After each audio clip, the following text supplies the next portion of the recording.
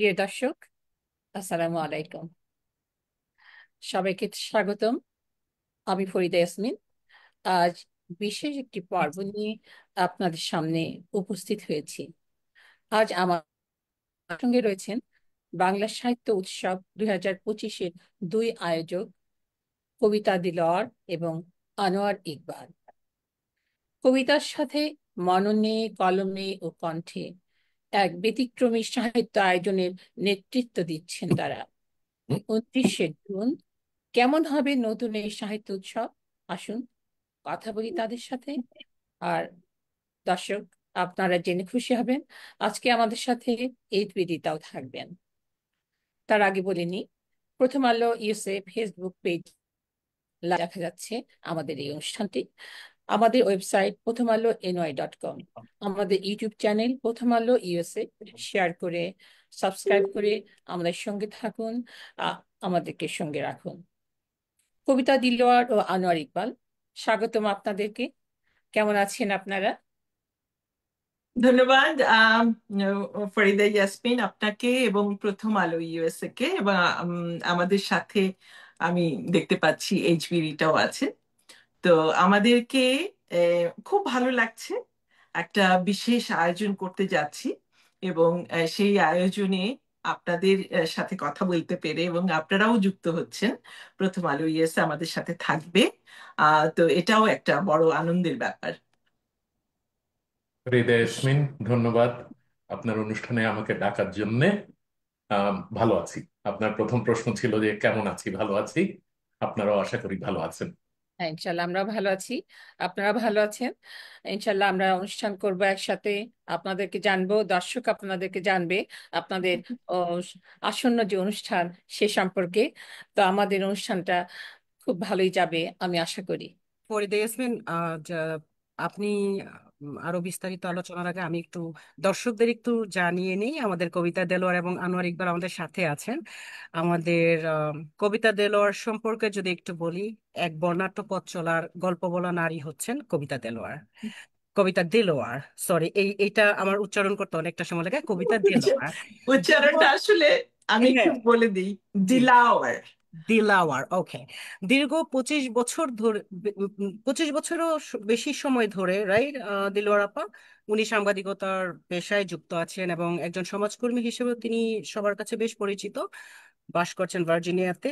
এবং উনার সংক্ষেপে একটু বলি, 2014 সালে তিনি গড়ে তোলেন গ্লোবাল বাংলাদেশ, যার লক্ষ্য ছিল বাংলাদেশের পণ্য ও সংস্কৃতিতে বিশ্ব দরবারে তুলে ধরা। এবং সম্ভবত 2022 সালে শুরু করেন তিনি কবিতার সাথে একটি ডিজিটাল মিডিয়া উদ্যোগ, যেখানে আমিও এসেছি ওনার সাথে দুইবার। তিনি সাধারণত এই কবিতার সাথে অনুষ্ঠানটাতে, স্ট্রিমিয়ারে, তিনি মানসিক স্বাস্থ্য, পারিবারিক সহিংসতা, সুশাসন, প্যারেন্টিং, জীবনের নানা কঠিন সাফল্য গল্প, অধ্যায়, এইসব নিয়েই উনি আলোচনা করেন। তো ওনার সম্পর্কে আরো বলার আছে, আমরা সময় থাকলে আমরা আরো বলবো।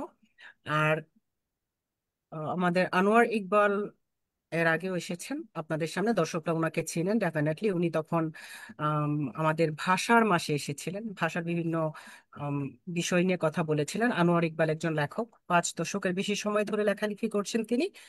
তিনি বিভিন্ন পত্র পত্রিকা, সামাজিক মাধ্যম ও বিভিন্ন সাময়িকীতেও লেখালেখির সাথে যুক্ত আছেন। আনোয়ার ইকবাল বাংলাদেশ প্রকৌশল বিশ্ববিদ্যালয় থেকে স্থাপত্যে স্নাতক অর্জন করেছেন।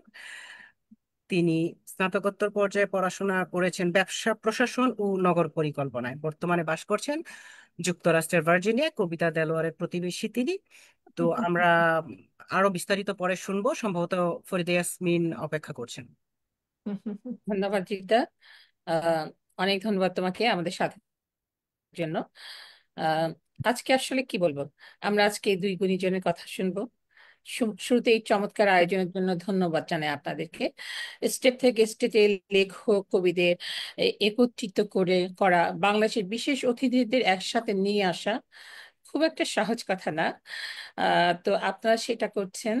আহ কবিতা দিলওয়ারের কাছে আমি জানতে চাইবো, বাংলা সাহিত্য উৎসব 2025-এর পিছনে কি বা কি তাগিদ আপনি অনুভব করেছিলেন, সেটা বললে আমাদের দর্শকরা একটু জানবে এবং খুশি হবে নিশ্চয়ই। আচ্ছা, তো আমাকে কবিতা বললেই হবে, শুধু আপনাদের কষ্ট হচ্ছে মনে হয় আমার নামটা নিয়ে। তো শুধু কবিতা আপা বললেই হবে, আচ্ছা, বা কবিতা বললেই হবে। আর 2025 আমার এই বাংলা উৎসবটা করার পেছনের উদ্দেশ্যটা হচ্ছে যে আসলে তো সাহিত্য উৎসব সবকিছু মিলিয়ে, সাহিত্যর সাথে সংস্কৃতি, ভাষা এবং সবকিছু মিলে একটা উৎসব হচ্ছে এখানে। আমরা এমনিতেই যখন বইমেলা করতে যাই তখন কিন্তু দেখা যায় যে সেটার মধ্যেও আমাদের গান আছে, বাজনা আছে, নাচ আছে, সবকিছু আছে। তো সব মিলিয়েই তো আমাদের সাহিত্য, সাহিত্যর বাইরে তো এগুলো নয়। তো সেটাকে ভেবে চিন্তা করে আমরা এই নামটা রেখেছি, বাংলা লিট ফেস্টিভ্যাল 2025, অথবা বাংলা সাহিত্য উৎসব 2025। আর উদ্দেশ্য হচ্ছে, মনে হয় যেন আহ আমরা এখন একটু সবাই যেন বিচ্ছিন্ন হয়ে গেছি, কিছুটা বিভাজন আমাদের মধ্যে কাজ করছে। এবং এর মধ্যেই যাকে পেলাম অতিথি করে নিয়ে আসার জন্য, সাদাত হোসেন, আপনারা সবাই জানেন বাংলা সাহিত্যে এই মুহূর্তে যিনি তার অবদান রেখে চলেছেন বিভিন্নভাবে, এবং খুবই জনপ্রিয় একজন। তো তাকে পাওয়ার কারণেই ভাবলাম যে এর চাইতে বড় কিছু, সুন্দর কিছু আর হয় না এই উৎসবটাকে প্রথমবার করার জন্যে। তো হয়তো এটা আমাদের প্রথমবার হলো, কিন্তু এটাই শেষবার নয়। আমরা হয়তো ভবিষ্যতে আরো করবো। করবেন, আরো এগিয়ে যাবেন। তো অনেক ধন্যবাদ। আমরাও চাই বাংলা ভাষা, সাহিত্য, আরো এগিয়ে যাক দেশে বিদেশে। আমাদের আমাদেরকে আরো জানুক মানুষ, সবাই জানুক বাংলা ভাষায় আমরা কি করছি। ধন্যবাদ আপনাকে। আবার আপনার কাছে ফিরে আসবো। এখন চলে যাচ্ছি আনোয়ার ইকবাল ভাইয়ের কাছে। তো আনোয়ার ইকবাল ভাই, আপনি আমাদের সাথে এর আগেও এসেছিলেন। সেটা সম্ভবত ছিল 23শে ফেব্রুয়ারি 2023-এ। তখন ছিল হচ্ছে আমাদের বাংলা ভাষার চর্চা, গুরুত্ব এবং প্রবাসী বিশেষ করে শিশুদের কিভাবে আমরা বাংলা ভাষাটা করাবো, তাদেরকে গড়ে তুলবো বাংলা ভাষার ভিতর দিয়ে, এই প্রয়োজনীয়তার উপর আমাদের দীর্ঘ আলোচনা ছিল। আপনি সেসব নিয়ে অনেক ভালো বলেছিলেন। তো আজকে আমাদের প্রসঙ্গটা ভিন্ন, কারণ হচ্ছে মাত্র 2 দিন পরেই তো শুরু হতে যাচ্ছে বাংলা সাহিত্য উৎসব 2025। তো ঠিক এই মুহূর্তে আপনার কেমন লাগছে, অনুভূতিটা কেমন, এই এত বড় একটা অনুষ্ঠান করতে যাচ্ছেন, কি ভাবছেন আপনি? আমাদের আম, দর্শকদের সাথে একটু শেয়ার করুন। আচ্ছা, ধন্যবাদ আপনাকে আবার আমাকে আপনাদের এই অনুষ্ঠানে দ্বিতীয়বারের মতো ডাকার জন্যে। এবং বলতে পারেন অপেক্ষা করেছিলাম যে আবার কবে ডাকবেন। তো নিশ্চয়ই। আসতে পেরে খুব ভালো লাগছে।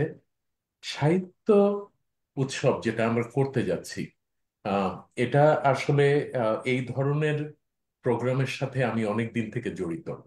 আমরা আম, একটা অর্গানাইজেশন করি যেটা কানাডা এবং ইউএসএ তে মিলে, এটা North America Bangla Literary Society, NABLS সংক্ষেপে বলে।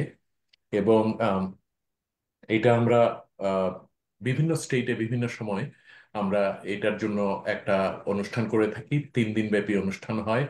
কোভিডের সময় এমনকি আমরা এটা অনলাইনেও করেছি। তো সাহিত্যের প্রতি আমার অনুরাগ পাঠক হিসাবে বেশি, লেখক হিসাবে আমি অত্যন্ত নগণ্য। যে জন্য আপনার পাঠকের উৎসাহ নিয়েই এই ধরনের অনুষ্ঠানে আমি আয়োজকদের সাথেও থাকি এবং নিজেও অংশগ্রহণ করার চেষ্টা করি। কবিতা দিলওয়ার যখন বললেন যে তিনি ভাবছেন এই ধরনের একটা লিটারারি লিট ফেস্ট করার জন্য, আহ, আমি দেখলাম যে এখান থেকে আমাকে বিচ্ছিন্ন করার কোনো কারণ নাই, আমাকে এটাতে থাকতেই হবে। সো কবিতা দিলওয়ার অত্যন্ত আমাকে পছন্দ করেন হয়তো, যে জন্য আমাকে সঙ্গে নিয়েছেন এবং তার সাথে থেকে এই আয়োজনে মোটামুটি একটা কন্ট্রিবিউশন রাখার সুযোগ পেয়ে আমি নিজেকে ধন্য মনে করছি। আমি এটাও বলতে চাই যে এই অনুষ্ঠানের পিছনে অনেকগুলি মানুষ, এটা শুধু কবিতা দিলওয়ার না, বা তার পেছনে শুধু আমি না, আমাদের পাশাপাশি অনেকগুলি মানুষ কাঁধে কাঁধ দিয়ে দাঁড়িয়ে আছেন এবং তারা আম, আমাদেরকে প্রতিটি পদে এই অনুষ্ঠান সাজানোর জন্য, এই অনুষ্ঠান আকর্ষণীয় করার জন্য, যারা সাহিত্য ভালোবাসেন তাদের জন্য তো বটেই, যারা সাহিত্যকে মোটামুটি ভালোবাসেন তাদের জন্য, যারা একেবারেই ভালোবাসেন না তাদের জন্য আমাদের এই আয়োজনের মধ্যে আহ, অনুষ্ঠান থাকছে, এবং অনুষ্ঠান মালাকে সেভাবে সাজানো হয়েছে। আমরা আশা করছি যে আমরা সবাই মিলে এই অনুষ্ঠানগুলি উপভোগ করব। কবিতা আরো বলবেন, কিন্তু আমি খুব সংক্ষেপে বলি যে এই অনুষ্ঠানে বইয়ের স্টল থাকবে, এবং আমরা এটাকে সাহিত্য সমাবেশ বলছি, বইমেলা বলছি না, কারণ সাহিত্য নিয়েই আমরা কাজ করব, শুধু বই নিয়ে না, বইও থাকবে। বই পাশাপাশি থাকছে আর্টের অন্যান্য ফর্ম, ফটোগ্রাফি নিয়ে আমরা আসছি, আমরা আর্ট নিয়ে আসছি, ক্যালিওগ্রাফি নিয়ে আসছি, আমরা স্কাল্পচার নিয়ে আসছি। সো আপনাদের এই অনুষ্ঠানে আমাকে এবং কবিতাকে ডেকে যে সুযোগ দিয়েছেন, এটার মাধ্যমে আমি সবাইকে বলতে চাই যে আপনারা আসুন। আমরা হয়তো চেষ্টা করব কিছুটা লাইভ দেখানোর জন্য, যারা আসতে পারবেন না তারা যাতে অন্তত কিছুটা স্বাদ পান আমাদের অনুষ্ঠানের। এটুকুই বলি, আমি একটু বেশি বলে ফেললাম, কথা বলা শুরু করলে আমি এবার শেষ করতে পারি না। না, অনেক ধন্যবাদ। এসব কথা তো আসলে খুব চট করে শেষ করা যায় না, অনেক কিছু জানার থাকে, অনেক সূচি, অনেক কিছু। তারপরে আপনি যে সংক্ষেপে বললেন অনেক কিছু, এই জন্য আপনাকে ধন্যবাদ। আমি ফিরে যাচ্ছি আবার কবিতা আপার কাছে। কবিতা আপা, এই যে এই উৎসব সূচিপত্রে আমরা দেখলাম অনেক কিছু। এটা আগে ভাইয়া যেটা বললেন যে অনেক কিছু, হ্যাঁ, হ্যাঁ, সেই হ্যাঁ। সঙ্গে আমি একটু কথা বলছি যে সূচিপত্রে দেখলাম ভিন্ন মাত্রা অনেক কিছু, যেমন কবিতা পাঠ, আবৃত্তি, গান, প্রকাশনা শিল্পের এপিঠ ওপিঠ নামে একটি পর্ব দেখলাম। তো এই যে এত কিছু, হ্যাঁ, তো এই এত কিছু ভিতর দিয়ে আমরা আসলে কি আশা করতে পারি, কোন জিনিসটা আপনারা খুব সুন্দরভাবে পাঠকের সামনে, দর্শকের সামনে তুলে ধরবেন, সেই জিনিসটা কি? আসলে তো আমাদের এই সমাজটাতে আমাদের আমরা যারা প্রবাসী, তারা এত গুণী মানুষ আছেন। আপনারা নিজেরাই জানেন যে অনেকেই বিভিন্ন ভাবে নিজেদের যে প্রতিভাগুলোকে প্রকাশিত করছেন, কিন্তু সেই প্রতিভাকে হয়তোবা আমরা মানে আহ, এখানে যারা আছেন অথবা আমরা দেশের মানুষের কাছে তুলে ধরতে পারি না। এই প্রয়াসটা কিন্তু অনেকটা আমাদের সেই চেষ্টাটা থাকবে, যারা আমাদের স্থানীয় গুণীজন আছেন, প্রতিভা আছেন, শুধু সাহিত্যের ক্ষেত্রে নয়। যেমন বলেছেন যে ভাস্কর্য, উনিও থাকবেন, ক্যালিগ্রাফির একজন আর্টিস্ট থাকবেন আমাদের ওখানে, এবং আরো দুজন চিত্রশিল্পী থাকবেন, চারুশিল্পী আছেন। তারপর আমার খুব ইচ্ছে ছিল, যেটা খুব আমি এই প্রস্তুতিটা নিয়েছি আসলে আমরা কবিতার সাথে পক্ষ থেকে, কিন্তু প্রস্তুতির পর্বটা আসলে আমাদের গুছিয়ে ওঠার সময়টা খুব কম ছিল, 1 মাসেরও কম। তো সেই এই 1 মাসের মধ্যে আমার ইচ্ছে ছিল আমাদের যে ঐতিহ্য, সেই ঐতিহ্যকে গুলোকে আমরা নিয়ে আসি এই সাহিত্য উৎসবের মধ্যে, যেটা সাধারণত হয়। তো আমাদের বুনন শিল্পও থাকবে এখানটাতে, দেশীয় পণ্য, শাড়ির পসরা থাকবে শুধুই দেশীয়, যেটা আমাদের ঐতিহ্য, যে আমদানি মসলিন আর আপনার গ্রামীণ চেক, অথবা আপনার সুতির কটনের শাড়ি, ওয়েভ, এগুলো থাকছে। ওটা নিয়ে আসছেন আমাদের খুব গুণী এই সময়ে তানিয়া আহমেদ, তার একটা স্টল থাকছে। এবং যেটা আনোয়ার ইকবাল ভাই বলেছেন যে বইয়ের স্টল তো থাকছেই, এবং আমাদের এখানে এত গুণী গুণী সাংস্কৃতিক কর্মী আছেন যাদেরকে আমরা সঠিকভাবে তুলে ধরতে পারি না। তো আমাদের ইচ্ছে আছে ওটাকে আমরা শুধুমাত্র বাংলা সাহিত্যকে এবং বাংলা সাহিত্যের বিভিন্ন পর্বটাকে আমরা ধাপে ধাপে আনার চেষ্টা করব। এবং যদিও 8 ঘন্টা সময়, এই সময়টা যথেষ্ট নয়, তারপরও আহ প্রথমেই ভেবেছিলাম যে আসলে উপস্থাপন করার জন্য কি আমরা লোক পাবো, তেমন কেউ কি পাবো। এখন দেখছি যে এত গুণীজন আছেন যাদের সবাইকে আমি যথেষ্ট সময় দিতে পারছি না। তো আমরা, এটা আমাদের নতুন করে মানে ছোট্ট প্রয়াস শুরু হলো। ভবিষ্যতে আমরা নিশ্চয়ই আরো গুছিয়ে আরো সুন্দর করে উপস্থাপন করার কবিতা আপু, সুযোগ আমি পাবো। একটু এই বিষয়টাই আমি খুব অবাক হলাম যে আপনাদের যখন আমি শুনলাম যে আপনি বলেছিলেন যে আমরা একটা এরকম কিছু করতে যাচ্ছি, তো এটা হয়তোবা মাসখানেক আগের কথা। তো আমি ভাবছিলাম যে এই এত অল্প সময় এত বৃহৎ পরিসরে একটা কাজ আপনারা করছেন, ডেফিনেটলি আপনাদের সাথে আরো অনেকে আছে। আমরা হয়তো এই মুহূর্তে সবাইকে দেখছি না, কিংবা পরে আমরা জানবো যখন আমরা রিপোর্ট করা শুরু করব। তো এইখানে আপনাদের যেমন আমি দেখলাম রেজা অনিরুদ্ধ এবং আরেকজন আছে সিলিকা সিলিকা কণা। না, হ্যাঁ সিলিকা কণা, ওরা আসছেন কৃত্রিম বুদ্ধিমত্তা ও সাহিত্য নিয়ে। তো না, এইটা আমার কাছে এটা আসলে চমৎকার এটা লেগেছে। আসলে করছে অভিক রহমান। ও উনি, হ্যাঁ, এটা হ্যাঁ করছে অভিক সানোয়ার রহমান, হ্যাঁ রাইট? হ্যাঁ হ্যাঁ হ্যাঁ। আর রেজা অনিরুদ্ধ সিলিকা কণা করছেন হচ্ছে আবৃত্তি ও আবৃত্তি কথা নিয়ে। তো হ্যাঁ। এই যে পৃথক পৃথক করে জিনিসগুলো আমরা দেখছি, তারপর যেমন আমরা দেখলাম আরেকটা প্রকাশনা শিল্পের এপিঠ ওপিঠ। এটা এই এই বিষয়টা, এটা কি মানে প্রকাশকরা এখানে কথা বলবেন? এখানে প্রকাশকরা কথা বলবেন, যাদের কারণে আমরা আসলে একটা প্রকাশনা হাতে পাই, যাদের কারণে তোমাদের লেখাগুলো প্রকাশিত হচ্ছে, রাইট। হ্যাঁ, তাদের কাছে জানতে চাইবো যে এই যে আমরা তাদের প্রকাশ করতে গিয়ে স্থানীয়ভাবে যারা করছেন বা বাংলাদেশ থেকে এসেছেন দুজন প্রকাশক, তারা আছেন, এবং মুক্তধারা আছেন, তোমরা জানো উনিও আসছেন। বিশ্ব বিশ্বজিৎ রাধাকে আমি হ্যাঁ দেখলাম, আমার খুব হ্যাঁ ভালো লেগেছে। হ্যাঁ।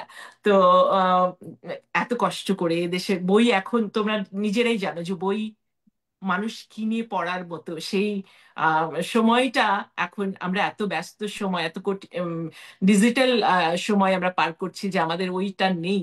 কিন্তু তাদের যে এই যে প্রয়াসটা, সবার লেখা সংগ্রহ করে প্রকাশ করা, তাদের জন্য আমি একটা আলাদা করে সময় রেখেছি। আমি বলছি না, আমরা। এবং আমি বারবারই একটা কথা বলতে ভুলে যাই, ভুলে যাওয়ার আগে বলি, এই যে আমাদের প্রয়াসটা এখানটাতে আমাদের আমি যাদের পাশে পেয়েছি, তারা কিন্তু আসলে এটা কোনো সংগঠন নয়, এরা সবাই আমার বন্ধু, আমার সুহৃদ। সো আমরা একটা আসলে বন্ধুরাই একটা পরিবার আমরা। যেমন আনোয়ার ইকবাল ভাইকে দেখতে পাচ্ছ আমাদের সামনে, এর মধ্যে ওনার মতো আরো, আমার মতো আরো বেশ কয়েকজন কাজ করছেন। আমরা প্রায় 20-25 জন একসাথে কাজ একসাথে, করছি, হ্যাঁ। আমার একসাথে কাজ আচ্ছা, করছি। কবিতা আপু, আনোয়ার ভাই, আমি দুজনের কাছে জানতে চাই, এই যে একটা বহুরৈখিক পরিকল্পনা আপনাদের, এটা আপনাদের মাথায় মানে এটা এটা কিভাবে গড়ে উঠলো যে এই যে আপনাদের দেশ বিদেশ থেকে সবাইকে একত্রিত করা, লেখক কবিদের একত্রিত করা, এবং আমি যেটা লক্ষ্য করছি যে এইখানে শুধু নাম, আহ, খ্যাতিমান, বিখ্যাত এরকম কেউ আসবেন, বক্তৃতা দিবেন, কিংবা যে একটা আমাদের একটা প্ল্যাটফর্ম থাকে যে এই বিশেষ লোকগুলো এই চেয়ারে বসবেন, এই এই লেখক পাঠকগুলো এইটা নিয়ে কথা বলবেন। আমি দেখছি যে আপনাদের এই বাংলা সাহিত্য উৎসবে মানে এখানে বলা যায় যে প্রতিভা যে জিনিসটা, যে লুকানো প্রতিভা কারো মধ্যে আছে, কার মধ্যে কোন গুণটা আছে, কোনটা নিয়ে সে কথা বলতে পারে, সাহিত্যের কোন অংশটা, কোন কোনাটা নিয়ে সে কথা বলতে পারবে, এরকম খুঁটিয়ে খুঁটিয়ে আপনারা পর্বগুলো আনছেন, এবং 8 ঘন্টা তার মধ্যে আপনারা অনেকগুলো ছোট ছোট আকারে পর্ব দিচ্ছেন। প্রথম আলোর জন্য আপনারা স্লট রেখেছেন, ডেফিনেটলি আমরা যুক্ত হচ্ছি সেখানে।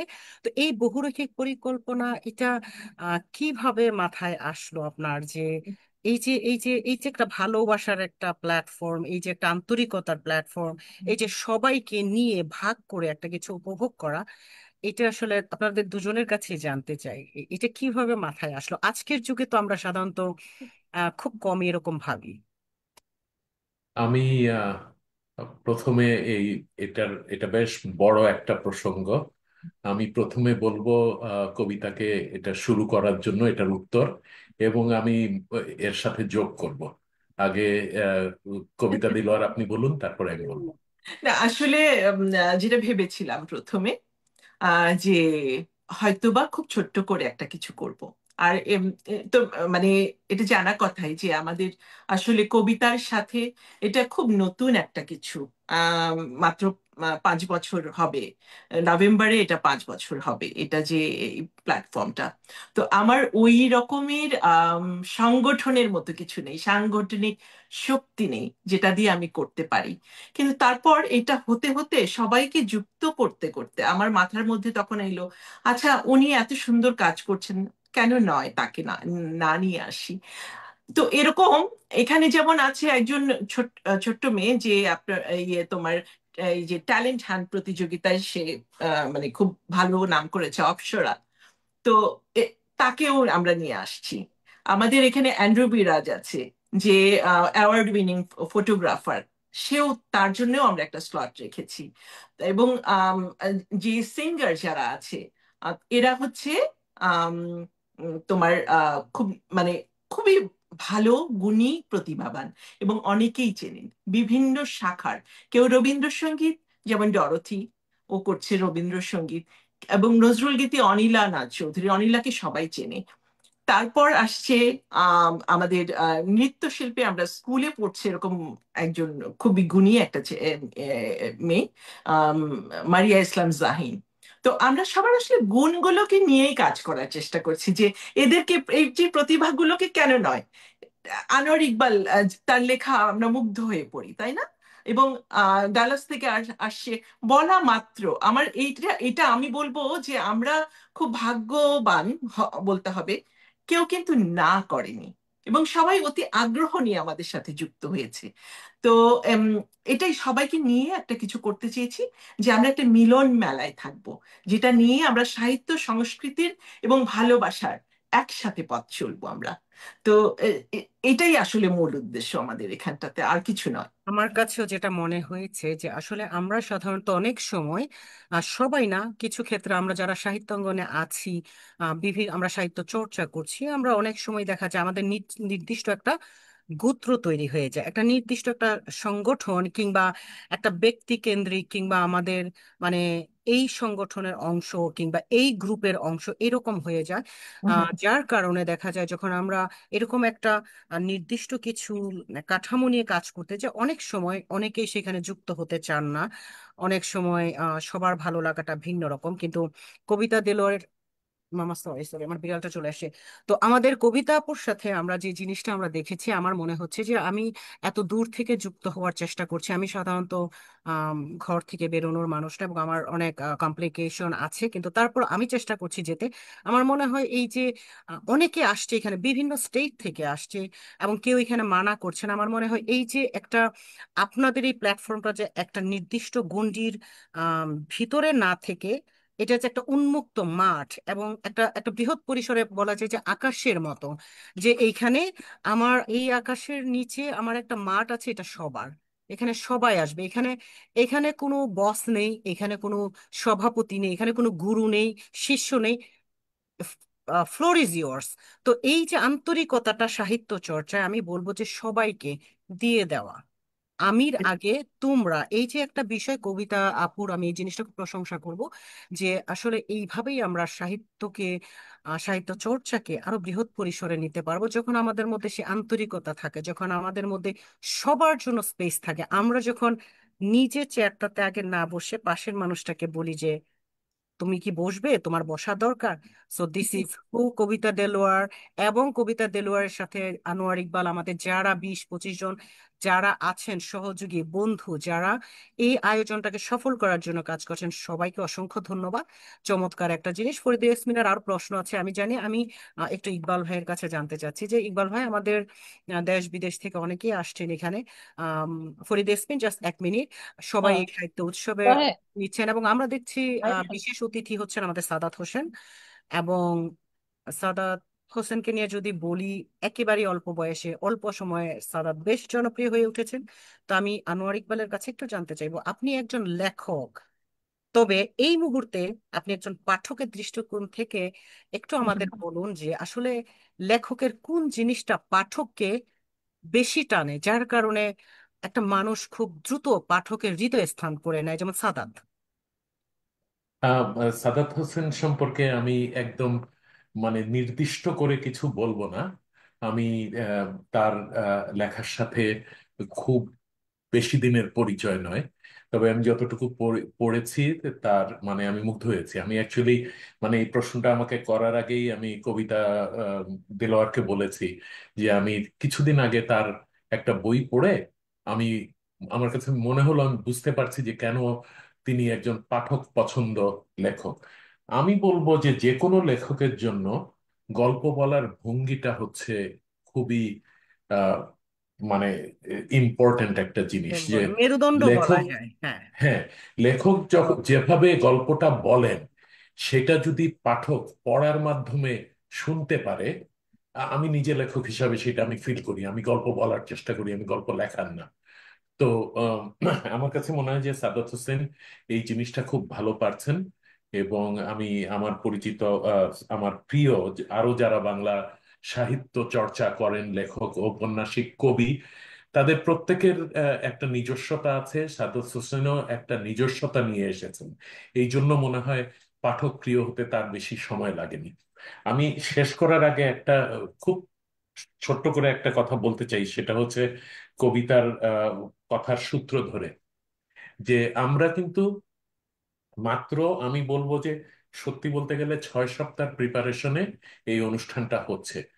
তো এই ধরনের একটা অনুষ্ঠান, এ ধরনের অনুষ্ঠানের সাথে আমি আগেই বলেছি, আমি বিভিন্ন সময় বিভিন্নভাবে জড়িত বিভিন্ন অনুষ্ঠানের সাথে। আমরা এই ওয়াশিংটন ডিসি এলাকাতেই একটা বড় বই মেলা করি, সেটার শুরু থেকে আমি তাদের সাথে ছিলাম। এবং সেটার জন্য প্রিপারেশনে আমাদের 1 বছর সময় লাগে ওই ধরনের একটা অনুষ্ঠানের প্রিপারেশন করার জন্য।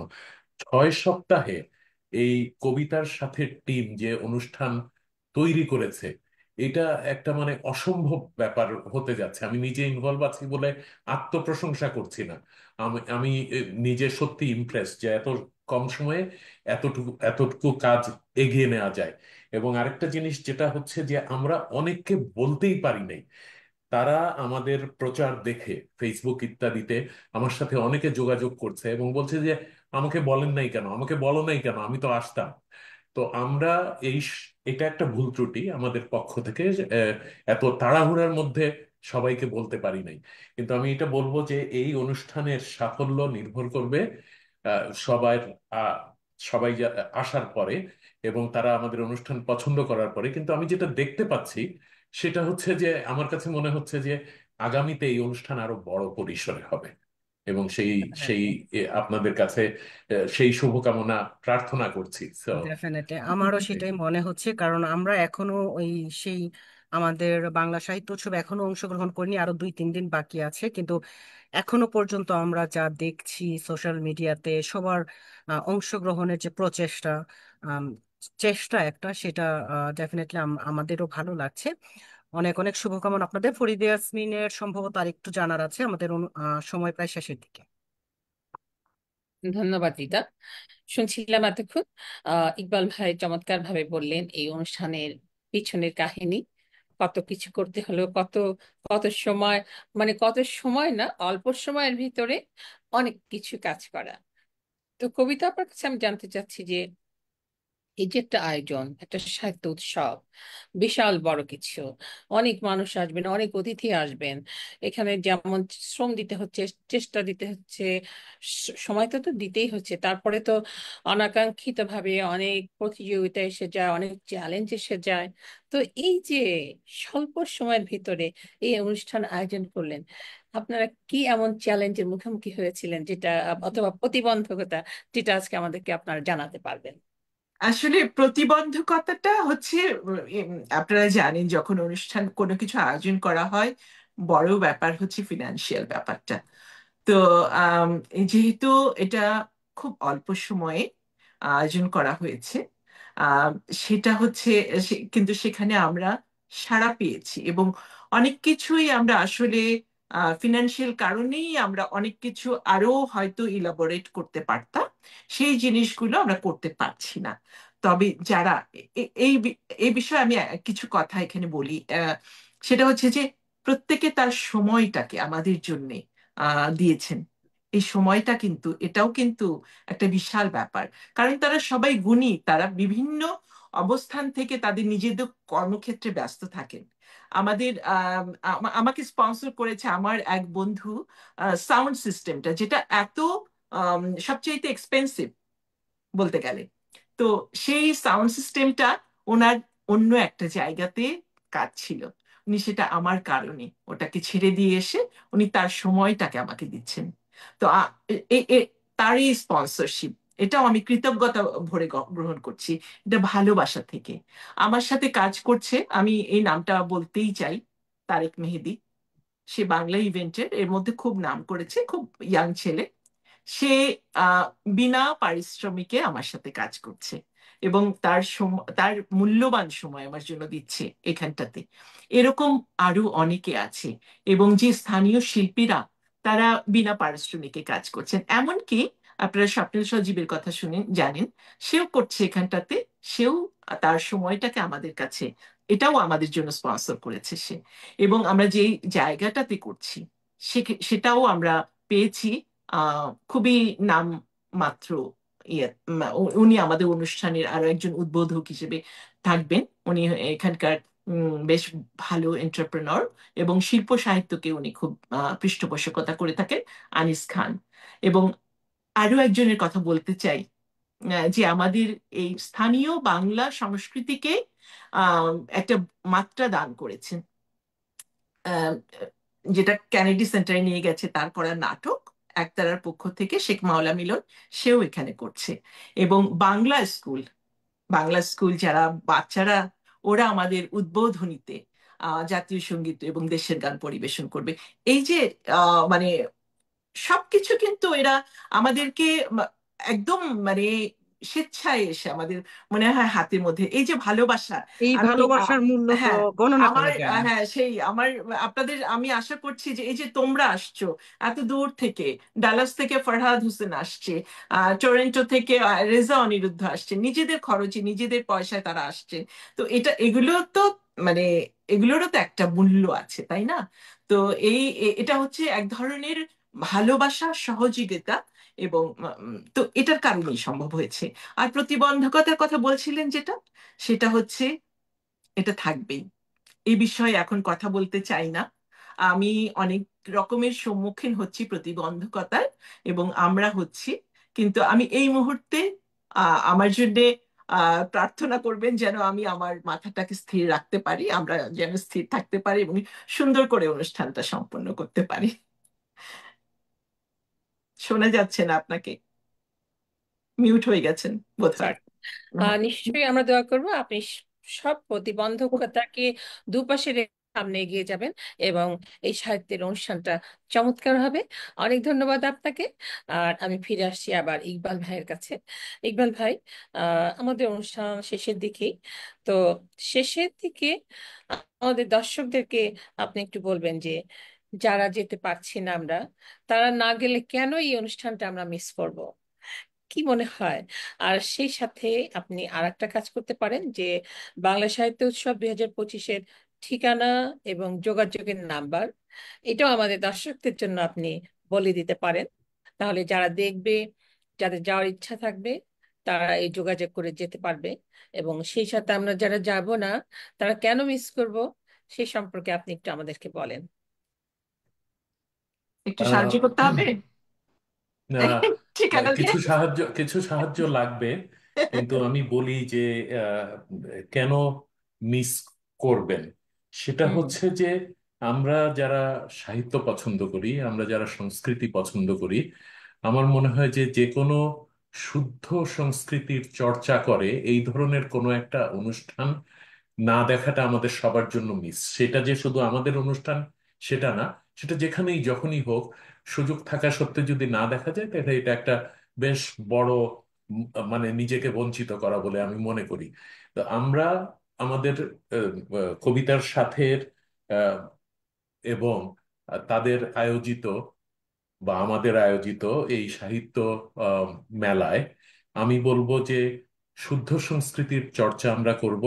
আমি একটা কথা আগে বলতে চেয়েছিলাম, ঠিক সময় মতো মাথায় আসেনি। আমি বলি যে সাহিত্য জিনিসটা আসলে ইস এ অল এনকম্পাসিং একটা জিনিস, তাই না? আমরা গান বলি, আমরা ছবি আঁকা বলি, ফটোগ্রাফি বলি, স্কাল্পচার বলি, সব কিছুর সাথে সাহিত্যকে মনে হয় যেন একটা বড় ছাতা, যার নিচে এগুলি সব কিছু আছে। তো আমরা এইগুলি সবগুলিকে এই ছাতার নিচে নিয়ে আসতে চেষ্টা করছি, এবং আমরা বেশ বাছাই করে অনুষ্ঠানগুলি আনছি। এর মানে যে এসে কিছু করতে চায় তাকেই যে আমরা করতে দিচ্ছি তা না। এর মানে যে আমরা যোগ্য কাউকে ইগনোর করছি সেটাও না। আমরা চাচ্ছি একটা সুন্দর পরিবেশে আপনাদেরকে একটা সুন্দর অনুষ্ঠান উপহার দিতে। কতটুকু পারবো জানি না, আমাদের আন্তরিকতার কোনো অভাব নাই। আমি বলবো যে আপনারা যারা আসবেন এবং যারা আমাদের অনুষ্ঠান লাইভে দেখবেন, আপনারাই বিচার করবেন আমরা কতটুকু করতে পেরেছি, এবং তখন হয়তো আরেকটু ভালো করে বুঝবেন যে না এসে কি মিস করলেন। এইটুকুই বলতে চাই। সেই। তাহলে অবশ্যই আমার মিস করার পরিমাণটা আরো বেড়ে যাবে, যেহেতু আমি যেতে পারছি না। খুব সুন্দর। আগামীবার আপনার জন্য। হ্যাঁ, ইনশাল্লাহ নিশ্চয়ই। এবার যাব। এবার আমার একটু সমস্যার কারণে আমি যেতে পারছি না। আর যতবারই ভাবছি যে যেতে পারছি না, ততবারই মনে হচ্ছে কেন সমস্যাটা আসলো। আগামীবার অবশ্যই যাব। তো কবিতা আপনি আপু কি যদি একটু ঠিকানা যোগাযোগটা বলে দিতেন। ঠিকানা আচ্ছা, ঠিকানাটা হচ্ছে তোমার বলছি, হলিডে ইন এক্সপ্রেস, 29 জুন সকাল 11টায়। আমরা ঠিক 11টা থেকে শুরু করব অনুষ্ঠানটা। আর এটার ঠিকানা হচ্ছে Holiday Inn Express, 6401 Brandon Avenue, Springfield, Virginia. আর যোগাযোগের ফোন নাম্বারটা হচ্ছে আম, যে আমাকেও করতে পারেন, আনোয়ার ইকবালকেও করতে পারেন, দেলোয়ার হোসেনকেও করতে পারেন। তো আমার ফোন নাম্বারটা কিংবা হচ্ছে, ফেসবুকে গিয়ে কবিতার সাথে পেজেও হ্যাঁ, যোগাযোগ করলে যোগাযোগ যোগাযোগ করতে যোগাযোগ পারেন। হবে। আমার সেটা বেশি ইজি হবে, হুম, ফেসবুকে হ্যাঁ, কবিতার সাথে গিয়ে। হুম। ওতে আমার মনে হয় যে দর্শকরা খুব সহজেই যোগাযোগ করতে পারবে। আমাদের ফরিদা ইয়াসমিন, আমাদের অনুষ্ঠান আর 1 মিনিট আছে। আমাদের ইব্রাহিম হ্যাঁ, চৌধুরী দেখছেন, তিনি বাইরে ড্রাইভ করছেন, তো উনি একটু কমেন্ট করেছেন যে আমাদের প্রথম আলো পরিবার 10 জনের টিম নিয়ে যোগ দিচ্ছি বাংলা সাহিত্য উৎসবে কবিতার সাথে। হ্যাঁ প্রিয় দর্শক, আমরা প্রথম আলো পরিবার আমরা আসছি। 10 জন, হয়তো বা আরো বেশি হতে পারে। আপাতত আমরা বড় একটা টিম নিয়ে আসছি। যারা আছেন নিউ ইয়র্কে, যারা আশেপাশে আছেন, যদি মনে হয় যে কোনো, আমি জানি এটা খুব দূরে, তারপরে যদি সুযোগ হয় চলে আসেন, আমাদেরকে জানান, আমরা একসাথে চলে যাই, একটু দেখা করে আসি কবিতা আপুর সাথে, চা খেয়ে আসি কবিতা আপুর কাছে বসে, পাশে বসে। আর ইকবাল ভাইয়ের সাথে দেখা হবে, সবার সাথে দেখা হবে। তো হুম, হুম। না, এটা, অনেক গুণীজনরা থাকবেন, হ্যাঁ, নিশ্চয়ই অনেক গুণীজনরা থাকবেন, সবার সাথেই দেখা হবে। সবার সাদর আমন্ত্রণ রইল। যাদের কাছে আমরা ব্যক্তিগতভাবে আমন্ত্রণ পাঠাতে পারিনি, তাদের সবাইকে আমরা এই প্রথম আলো ইউএস এর মাধ্যমে আমরা আমন্ত্রণ জানাচ্ছি আমাদের অনুষ্ঠানে অংশগ্রহণ করার জন্য এবং দর্শক হিসেবে আসার জন্য। অবশ্যই। অনেক ধন্যবাদ। আমি আশা করছি আমাদের দর্শকরা আপনার এই সাদর সম্ভাষণ, সাদর আহ্বান খুব সুন্দরভাবে গ্রহণ করবেন, এবং 10 জন নয়, হয়তো 20 জনও হয়ে যেতে পারে প্রথম আলো। এবং অনুপ্রাসটা তো অবশ্যই। প্রথম আলোর এই উদ্দীপনা আমাদেরকে সাহস যোগাবে ভবিষ্যতে আরো ভালো কিছু করার। কি বলেন আনোয়ার ইকবাল ভাই? দেখাবে। একদম একদম আপনাদের আগমনের জন্য মানে সাগ্রহে অপেক্ষা করে রইলাম, এইটুকুই সেটাই। বলবো। এবং আপনাদের উপস্থিতি আমাদেরকে উৎসাহ এবং উদ্দীপনা যোগাবে, এই ব্যাপারে আমার কোনো সন্দেহ নেই। আমি জানি এইগুলি হয়তো আমার শেষ কথা এই অনুষ্ঠানে। আপনাদের দুজনকে অসংখ্য ধন্যবাদ হ্যাঁ, আমাদেরকে ডাকার জন্য। সেটাই। আপনাদের ধন্যবাদ দুজনকে ফরিদা ইয়াসমিন, এবং ধন্যবাদ এইচপি রিটা এবং প্রথম আলো ইউএসএ আমাদেরকে সুযোগ দেবার জন্য বাংলা সাহিত্য উৎসব 2025 সম্পর্কে কিছু বলার জন্য। ধন্যবাদ। প্রিয় দর্শক, আমাদের অনুষ্ঠান শেষের দিকে আমরা আজ খুবই আনন্দিত, আহ্লাদিত আমাদের এই দুজন গুণী মানুষের সাথে কথা বলতে পেরে।